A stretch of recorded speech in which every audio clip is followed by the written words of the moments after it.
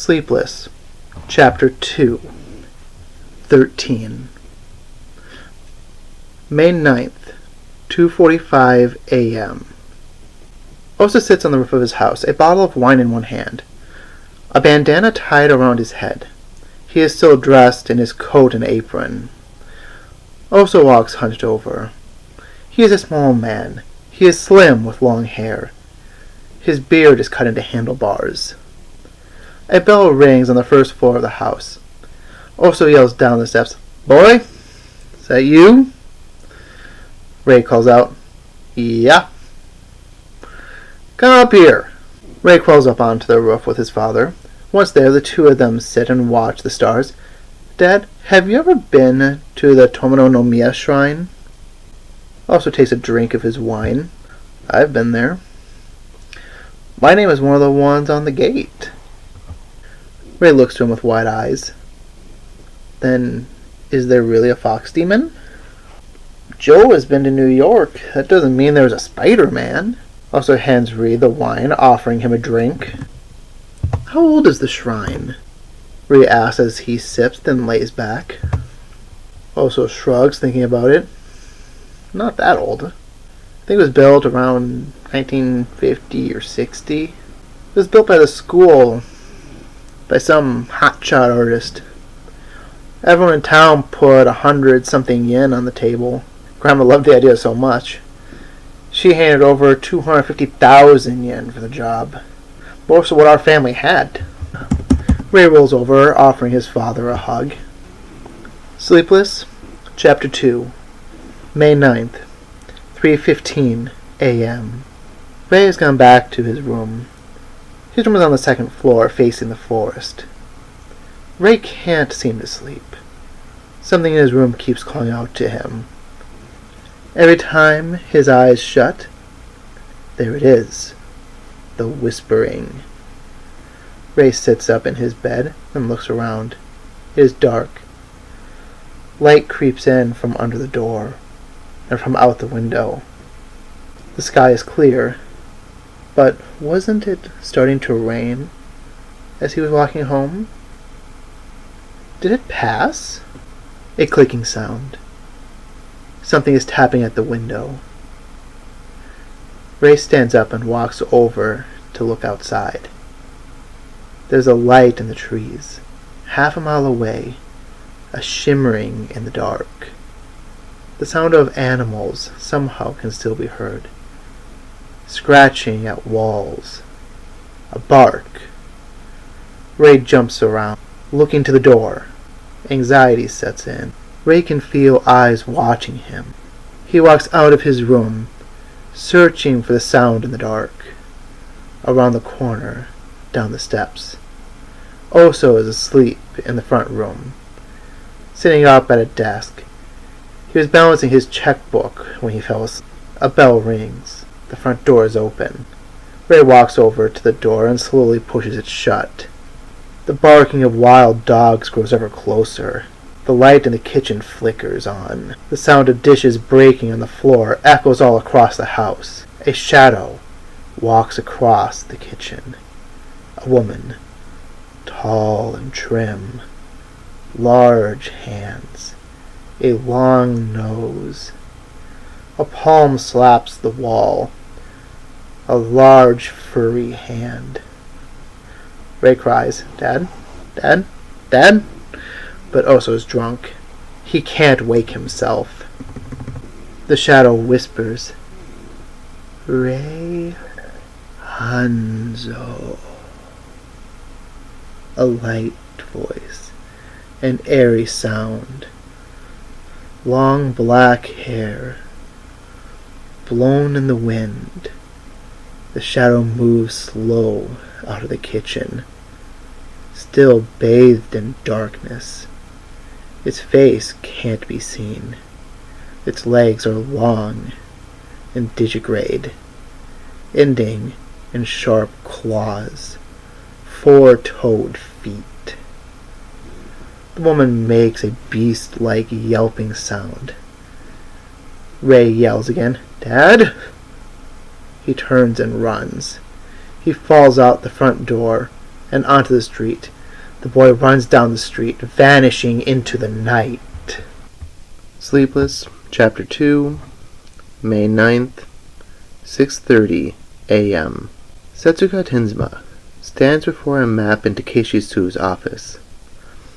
Takeshi has his head down, a cup of tea gripped in one hand, one arm folded under his head covering his eyes. It has been over a month since Takeshi has taken a day off work, and it's starting to show. The man acts tireless, but no one can work 28 16-hour days in a row without it beginning to take a toll on their health. Setsuka is dressed in a lavender coat. She has brown-red hair tied up in a bun. She has on gold eyeliner and hazelnut lip gloss. She is the same age as Takeshi. The two of them had gone to school together. Still, in spite of having 2 kids and a stay-at-home husband, Setsuka looks much younger and stronger. Many people tend to mistake her and her daughter as siblings. "And where is patient number 4's home at?" Setsuka asks. From under his arm, Takeshi mumbles. He doesn't need to look up at his notes. He has them all memorized. Space A6. "And where do they work?" she next asks. "Section C9, he adds. Setsuka takes a step back, looking over the map. That would mean that the 3 people that came in yesterday with this new infection all worked within 4 blocks of well number 7. Takeshi grunts. 1/3 of the district works within a mile of that well. I feel as if that well was contaminated, we would have a much bigger problem on our hands right now. And besides, well number 7 is right outside of the glassworks. We haven't seen anyone from the glassworks come in." Setsuka nods as she draws on the map. "I think I should call the glassworks. Ask them if their water is being pumped in from elsewhere." Takeshi sits up. "We have less than 3,000 working-age adults living in the village. Everyone here eats at the same restaurant, shops at the same store, and drinks at the same tea house. The behavior of this infection doesn't seem to be adding up for me." Setsuka asks, "What can you see that I cannot?" Takeshi stands up. He pulls a piece of rice paper from his desk. "What bothers me is what I'm not seeing." He lays the rice paper over the map. 4 years ago, when there was that Nora outbreak, we saw a flower of infections.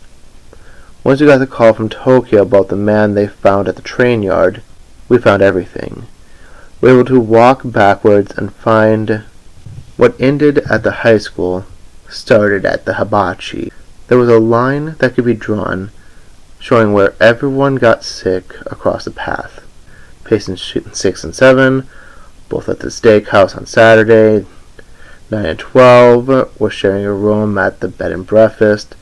11 worked as an engineer and had been fixing a drain under the school, and so on and so on. Takeshi shows off a sketch he had done of the town as they had been investigating their last pandemic. "Do you see anything that looks remotely like that?" Setsuka folds her arms as she stares at the map. "What I see looks like raindrops. A splash here, and then 1 or 2 people, then it's gone." Takeshi asks, "Only to come back a mile away the next day.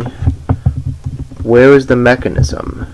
Hopefully, when we treat our next patient, we'll be able to find out. There's a knock at the door. Joe Kokotana stands in the doorway. Joe coughs to get the attention of the 2 doctors. Setsuka looks between the men. She turns to face Takeshi. "Take a break, Takeshi. Go get something to eat. I'll wait here."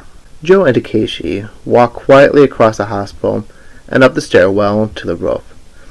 Joe hands Takeshi a lunchbox, and only then do the 2 men speak to one another.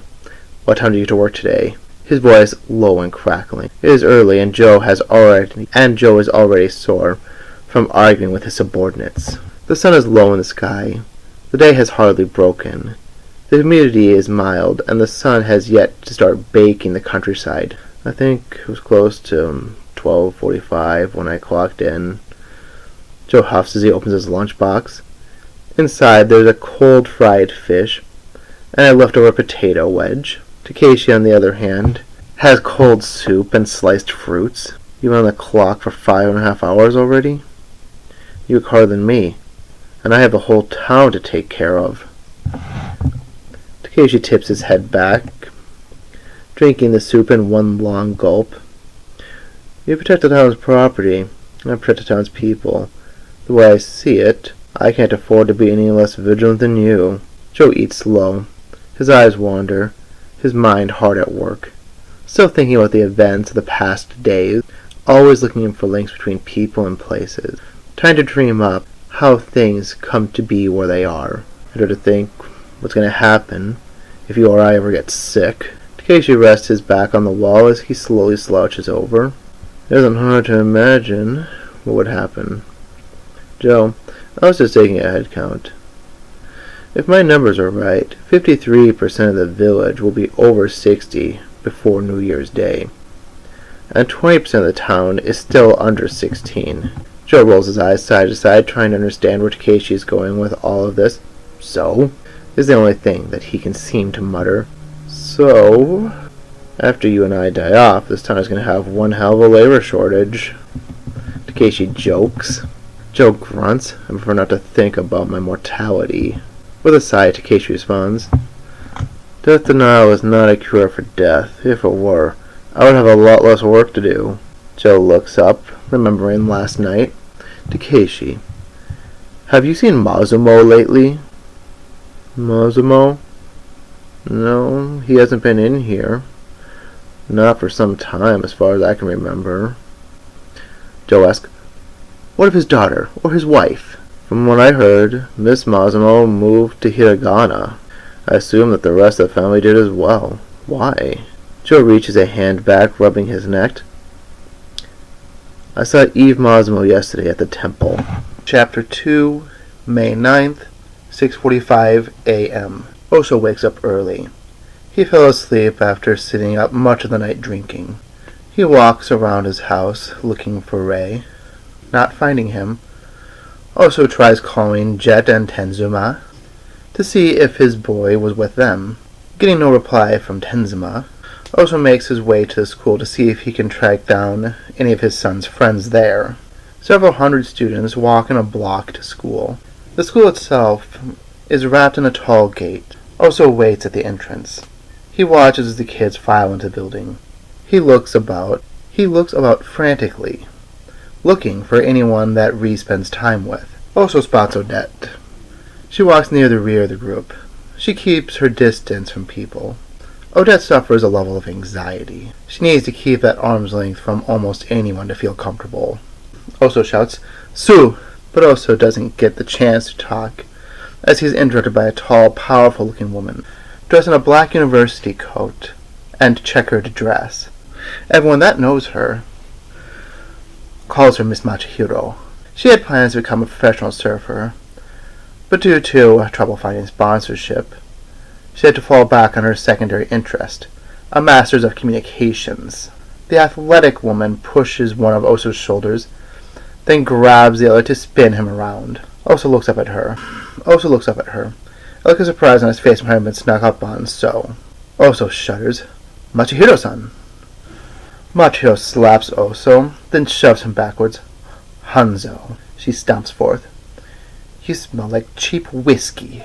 Osho holds up both hands comically.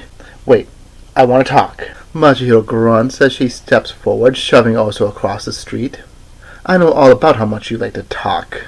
Osho quickly finds himself back to the wall. Students only on campus.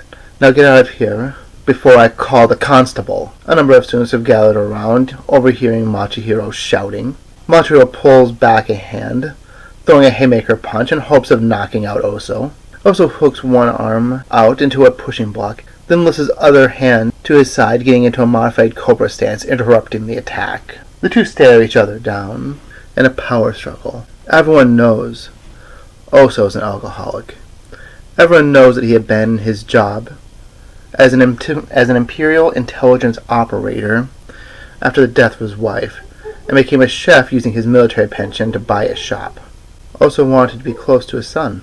What people seem to not remember is Oso had served 5 tours of service as an infantryman, and has training as a rifleman, swordsman, and has tactical hand-to-hand training, all paid for by the Emperor. Oso didn't need to let himself get hit. He chose to get hit. But with his back pressed to the wall, he isn't going to get hit again. Matsuhiro brings up her other hand to take another swing. Oso grips her by the wrist and pulls down her radial bone, forcing her to kneel by jarring her forward. Matsuhiro is on her knees. Oso explains. He wasn't home last night. He wasn't there when I woke up. Have Mr. Godero call me if Ri isn't in class. Oso pushes Matsuhiro over, then walks away briskly. Sleepless Chapter 2, May 9th, 10:15 a.m. Oso returns to his shop. He equips his kimono and obi. He needs to work. It is the only thing that is going to keep his mind clear. After all, what fear is greater than the fear of loss? He gets a bucket of water from the back room and pulls open the gates so that the open-air patio is visible from the street. Oso washes every table, then goes back to the first and starts again. He focuses on his work with the utmost of intent. Rico Jet is his first customer of the day. Rico is a mammoth of a man. He stands about a foot taller than anyone else in the village. He is stacked like a man of iron. 2% body fat, weighing in at 375 pounds. Rico can bench press 800 pounds, and he looks the part. Rico has gone bald, but only on his head. He has long hair on his arms and back, making him look like a silver-backed gorilla. Rico walks around shirtless. He has on leather pants and an apron. Long leather gloves and a tool belt hangs from his hip. Oso sniffs at the air, then walks behind the desk. 1 bowl of miso? Rico takes a seat. And a plate of egg noodles. Stack them high. Oso scoops up some noodles and fish. He pulls a knife from a magnetic hanger overhead to sidestep and chop up some vegetables. He keeps his head down, looking like a man with places to be. Rico leans over the table, watching the chef. You look like the Walking Dead. His voice is grumbling. Oso places a pot of water on the burner. Are you drinking red or white tea today? Oso is in no mood to talk. Do you have any of that grapefruit tea stuff left? Oso shakes his head. Sokiyumi came in here. She took the whole stock with her. Rico nods. Then I'll be drinking white tea.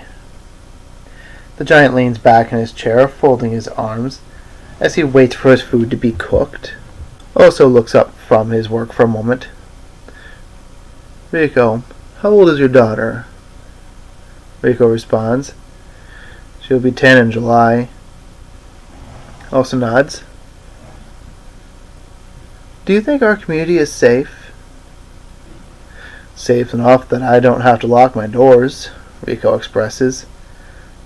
Is there something on your mind, Hanzo? Oso places a plate of noodles and a cup of soup on the table. I'm concerned. I'm not sure if Ray came home last night.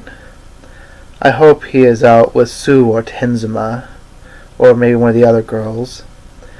He is the right age for that sort of nonsense. But I can't help but think, what if he isn't? Could something have happened? Is there someone in town that might try to hurt a young boy? Jet asks.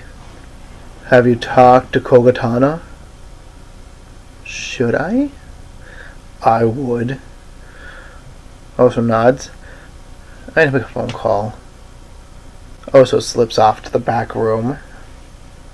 After Oso vanishes into the back, a young girl steps in. She pushes the beaded door off to one side and takes a seat at the bar. The 10-year-old looking child turns in her seat, listening to Rico. "What is that you have there?" she requests. "Miso with egg noodles." "I think I'll try some. It smells good." The girl giggles. Eve, after a moment of kicking her feet and fidgeting in her chair, stands up on top of the chair, trying to see over the counter. Rico notices the girl uneasy. He speaks in a slow, deliberate tone. "Take it easy on Hanzo. He's having a hard day." Eve looks over. "Yeah? What's going on?" Rico tips his head back and drinks the last of his soup. "Ri didn't come home last night." Eve nods. "Yes, he did. I walked him home. Jin and Odette and I also." Rico rubs his chin. "I'm almost sad to hear that." He pulls some money out of his pocket. He sets it on the table, then walks around the bar. "Make sure you let Oso know that when he comes back." From there he exits. Oso comes up from the back room a short time later. He was toweling off his hands as he calls out, thinking Rico was still at the bar. "Joe's on his way. He should be..." Oso freezes, looking at the little girl. Eve reports, "Rico had to leave. He told me to let you know that Ri had gone home last night." Oso leans onto the table, looking at the girl. "Are you a friend of his?" "Not really. We just met yesterday." "How old are you? You look a little younger than my boy." Eve laughs. "Older than I look." With a shrug, Oso pushes himself upright. "Is there anything I can get for you, little lady?" "Two things. I want to try a plate of miso, and..." She digs around her pockets, pulling out an egg-shaped coin. "I found this as I was walking through the park. Do you know what it is?" Oso leans over, looking at the coin. It's faded yellow-orange color, with raised writing on it, and a hammer impressed around the edges. It's a Nabukin galleon coin. This is from the Mauji era. This has been on print since before 1870, I think. Eve turns the coin in her hands, looking at it. "Is it worth anything?" Oso nods. "Yeah, about 200,000 yen, I would say. If I were you, I would keep that thing out of sight." "Thank you, Hanzo-san." Eva takes a bow. "You are very smart." Also gives Eve a bowl of soup. "If I were as smart as I thought I was, I wouldn't be in this bar." Eve looks at him with wide eyes. "But it's a nice bar." "I had planned to move to Akati years ago. Get out of this town, but I never did." Oso reminisces. "Why?" Eve asks. "This town has bad memories in it," Oso explains. "If you left, wouldn't the memories follow you?" Eve eats her soup happily.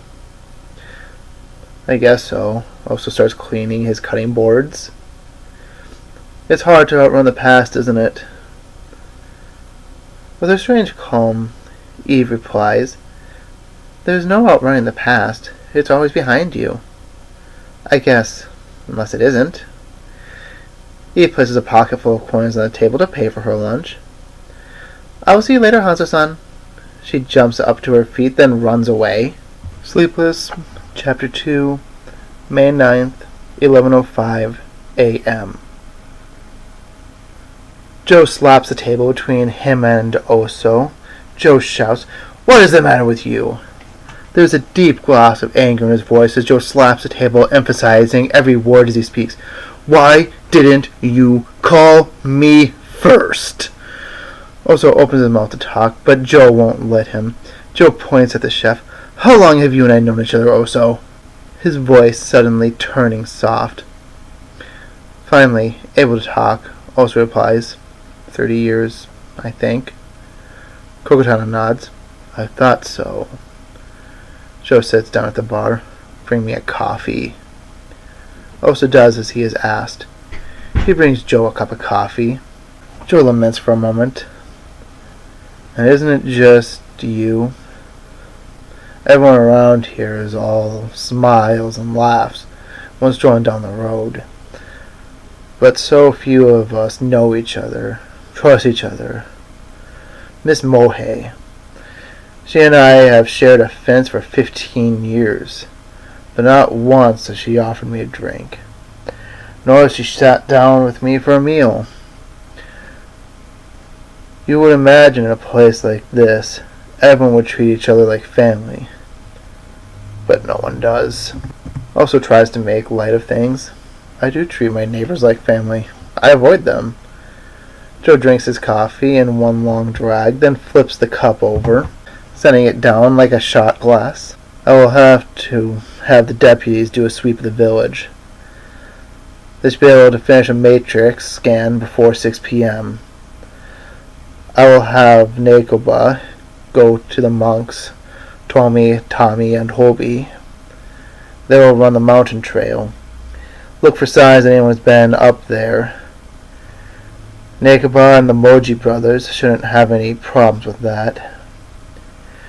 Maybe I can get Machihiro to grab some volunteers to scan the woods. People that get lost out there tend to not come back, but it's worth a look. Also is stunned.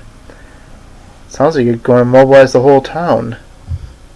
Kokotana nods. If I'm lucky, yes. Sleepless Chapter 2, May 9th, 2:45 p.m. Under orders from Kokotana, Nagoba starts on his way up the mountain trail. A dozen monks walk with him. The trail going up the path is lined with ropes showing the intended routes. Eons ago, the mountain had a village atop it. Time has changed the old town. Snow that never melts and trees that grow through the ancient monuments. The top of the mountain is a world forgotten. A place where the shadows of the old gods can still be seen burned onto the surface of the earth. Scars of war, hidden by time and memorial. Sacred land viewed by only a chosen few. This place was once called Bonsha. Now it has no name, only haunted dreams. Nagoba at the head of the group walks with a lantern. A thin red thread tied to the wrist of each man leads back to the last. The last generation of monks had a crippling fear of this place. The elders had passed edicts about how men were to act as they ascended the path.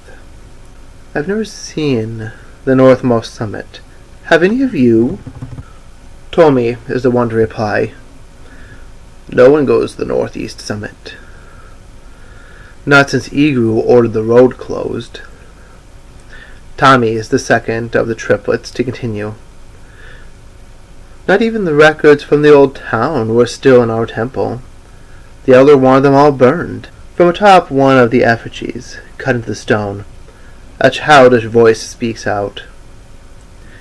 One of the many failings of the temple, I feel. One cannot outrun the past. A childlike demon sits on the head of the monument, her legs folded.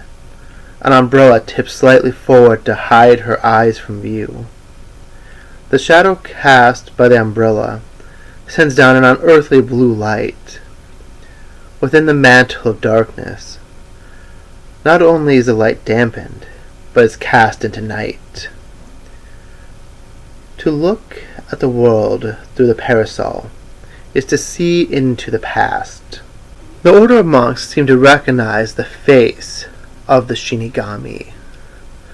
Tomi, Tommy, and Toby, as well as Nakoba, stand their ground. Maybe they did not see the demon for what it was. Perhaps they didn't recognize it. Or maybe they are too proud and bold to show fear. Nakoba orders, Who are you? The god of death giggles. Promise not to tell? She waits for a moment. I am the Grim Reaper, or sometimes called Ephrafa, Sharan, Kronos, Death. In your tongue, I am Shinigami. The three monks raise their hands into an aggressive stance. They are ready to protect themselves from the monster that stands before them. Nature itself opposes this action. Deers, rabbits, crabs, wolves, and monkeys living in the woods step out of darkness, creating a wall around the four men and the spirit. Shinigami speaks in a kitty voice. Nekaba, you are not like the people around you. You don't fear me. Nekaba explains. I don't believe anything to fear. Once I am dead, I am dead. I will not be aware any more, therefore, whatever is left behind is no longer me. The phantom looks confused. And me sitting here is not enough to change your mind? You say you are Shinigami, and my friends seem to have taken you at your word. But I see nothing that I find convincing of that claim. Nekaba stands firm. The ghost twirls the umbrella in its hands playfully. And what would it take to convince you of who I am? I do not know, but I have no doubt that anyone worthy of the name Shinigami would know this. The ghost smiles, accepting what has been said. You are at peace. That is why, when you die, you will sleep soundly. Those three, on the other hand, their rest will not be so calm. Toby explains. She is controlling the animals with her thoughts. I can see the ghost reflecting in their eyes. Nekaba, do you know what this place is? The phantom asks.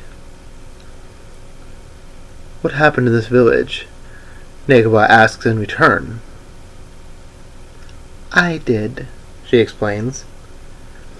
Once, many years ago, this place was a place just like your home, a town that sprung from the ground around a church. A rich man came to town. He brought gold and wine, and all the town loved him for it. He also brought with him slaves, and a slaver's market. The church turned a blind eye. Then the rich man took a wife for himself, and this made his daughter angry, because the wife he chose was a slave girl. The daughter stabbed her mother-in-law and pushed her down a well. Then came the great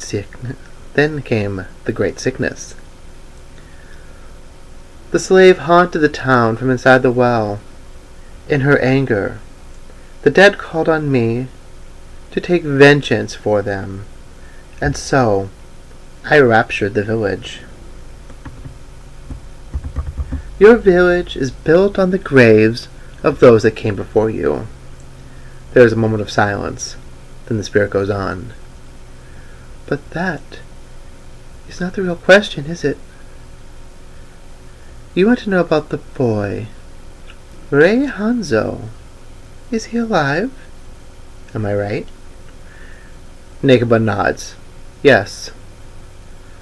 The spirit continues. He's not dead yet, but it's up to you to decide when he will die. Nekaba shouts with impunity. Not today. The ghost asks, but if you believe that death is the end of life, then why not today? Why should it matter when someone dies? Because I do believe in agency, and there is no infringement on one's freedoms more severe than death. Then the boy will not die tonight. Continue on the path. Take the fork that goes down the south side of the hill, and follow the falls. Walk along the river until you see a tree with a dream catcher nailed to it. The boy is there, but he won't be for long. Make all haste.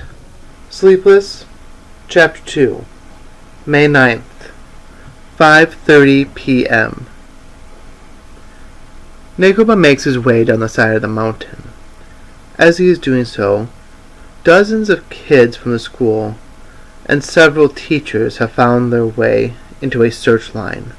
Rigi and Lita Tenzma find themselves walking the path parallel to Nekoba. Lita waves as she calls out, "Nekoba-san!" The chaplain staggers a few steps as he walks across a shallow river. Rigi runs over to catch him.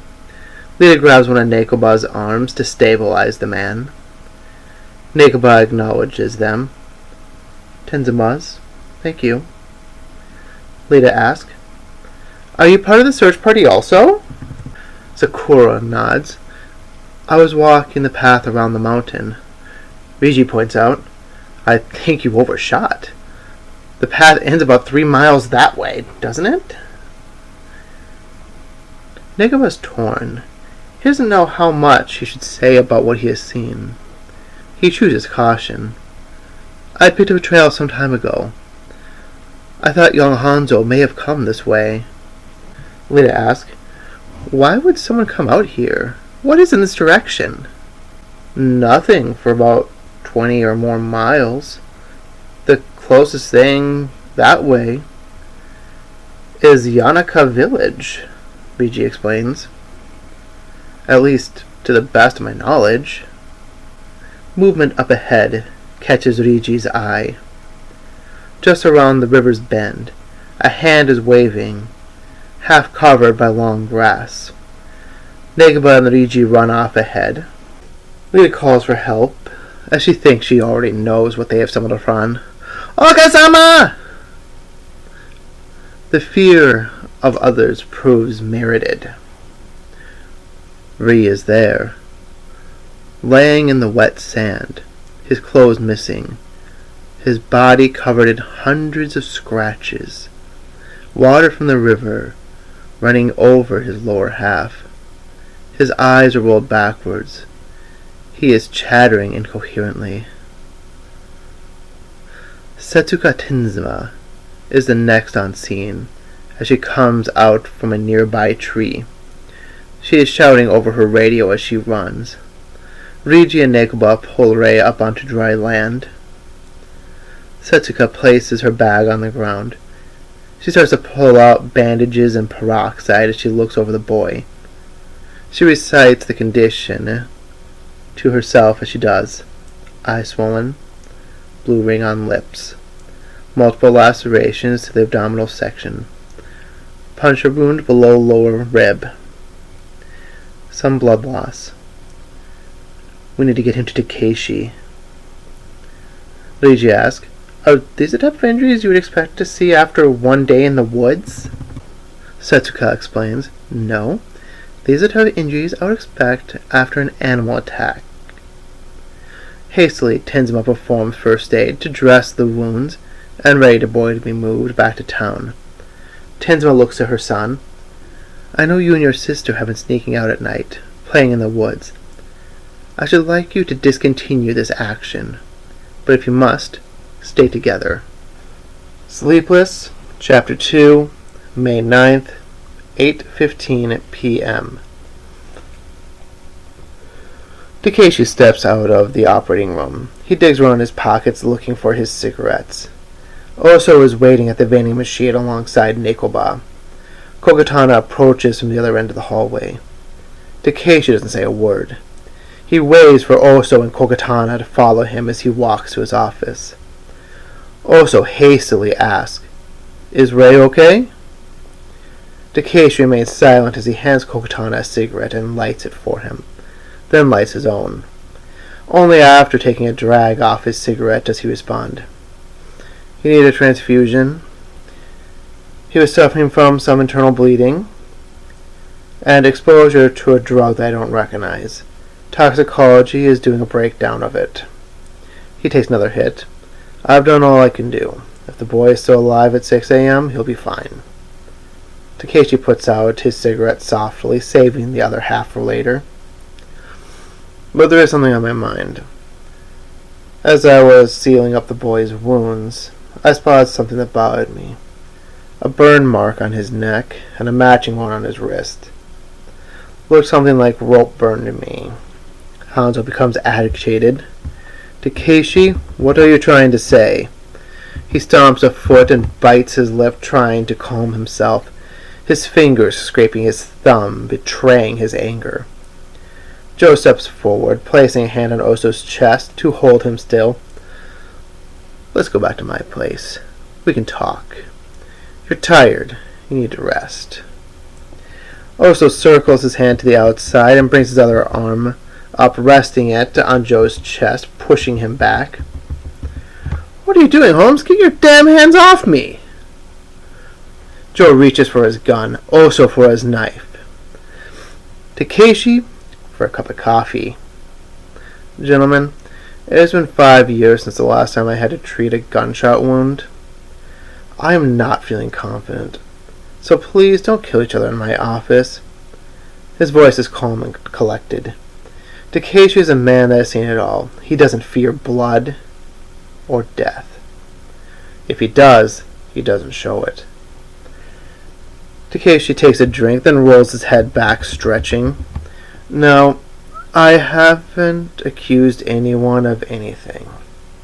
There are a lot of ways that a boy that plays outside can get hurt. Lots of poisonous flowers grow around here. There are more than a handful of old things in the woods. Things that may have a number of yet undiscovered funguses. I haven't called CPS or anything. I just want you and Joe to talk. If Joe tells me everything is okay, then everything is okay. I would rather this matter be handled between the three of us. Sleepless Chapter 2, May 9th, 9:05 p.m.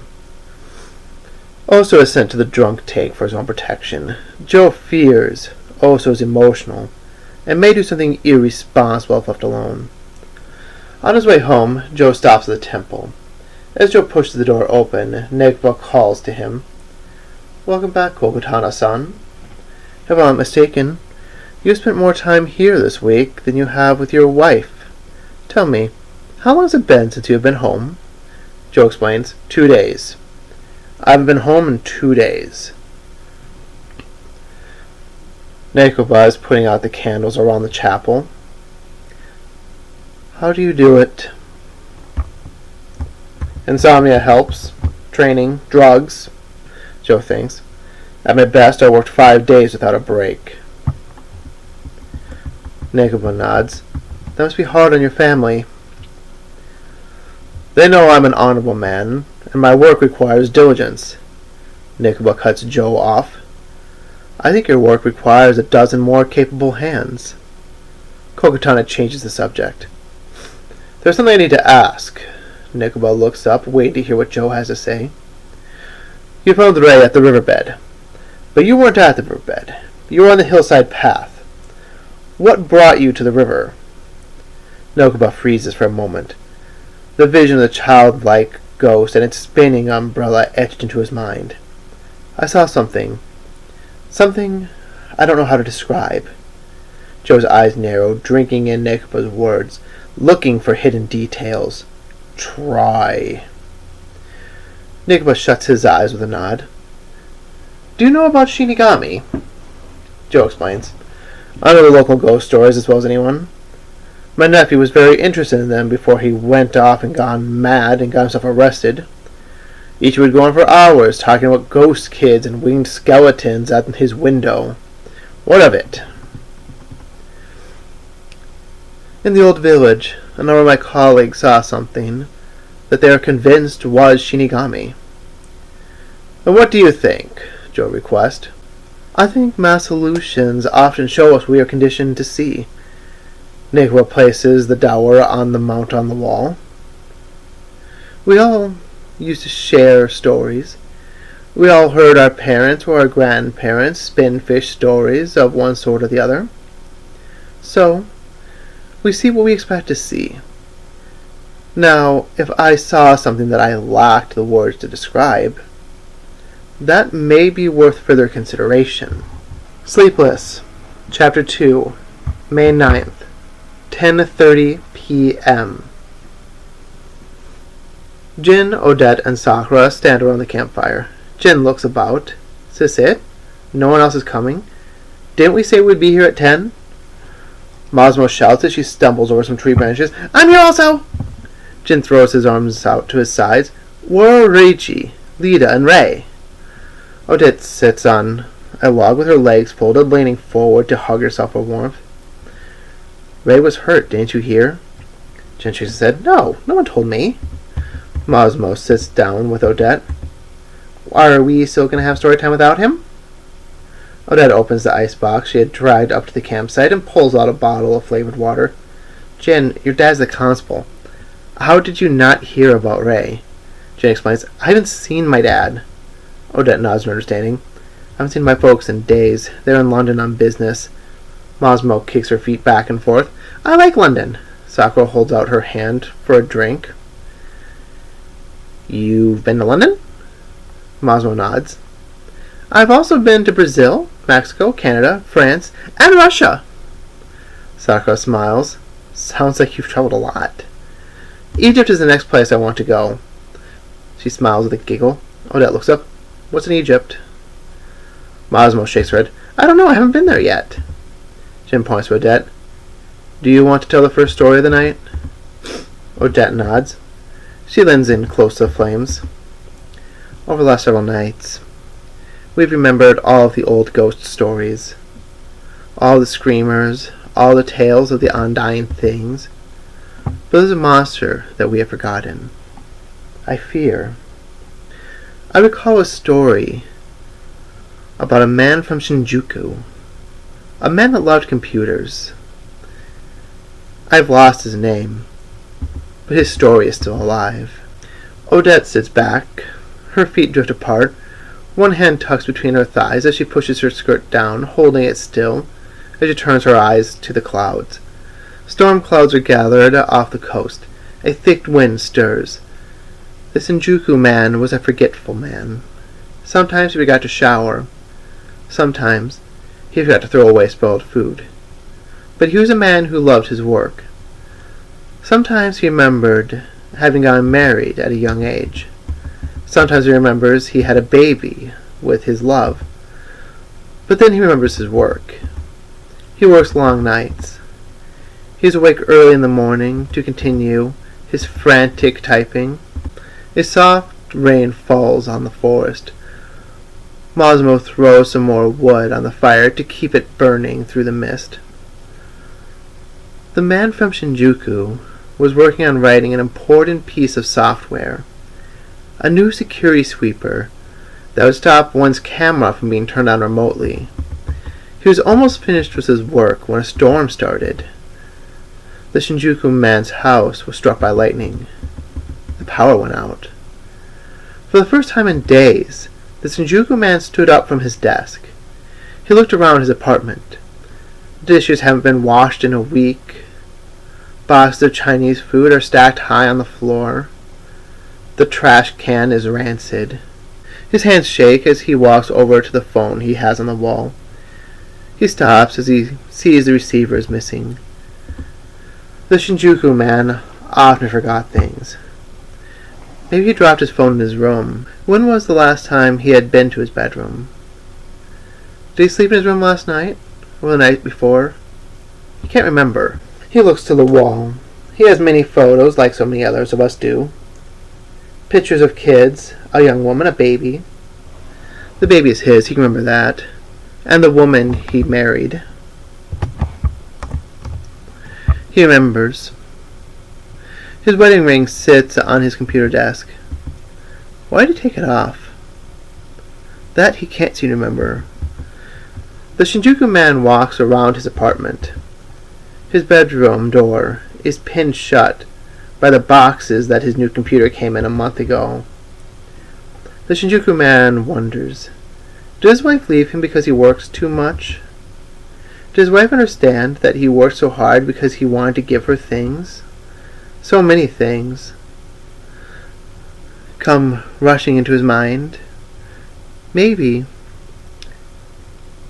he is neglectful. Maybe he is forgetful. But that doesn't mean he's unloving. Shinjuku Man starts to dig around the boxes.